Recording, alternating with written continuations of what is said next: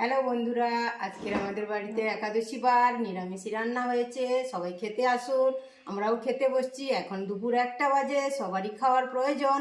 তাই আমাদের বাড়িতে দেখো বড়ি ভাজা হয়েছে, শুকনো বড়ি।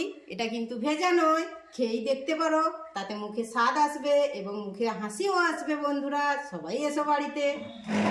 তারপরে এটাতে কি আছে দেখি, একটু লক্ষ্য করে ঠিক করে দেখি। এটাই আছে কুমড়ো ভাজা, বাঁধাকপির ভাজা।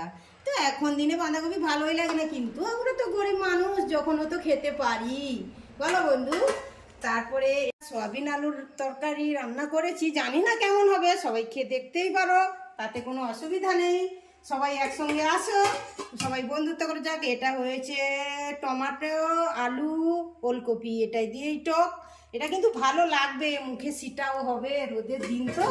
ঠিক আছে বন্ধু, এটাতে কি আছে দেখি, ঠিক করে খুলে দেখি, বলো। এটাতে আছে হিঞ্চে আলুর মলা, কিন্তু এটা দেখাতে ভুলে গেছি, কারণ এটা তো পরে টেবিলে এসছে না। বন্ধু ধন্যবাদ, সবাই এসো, একসঙ্গে বসে খাওয়া দাওয়া করা যাক, কেমন মজা হবে বলো।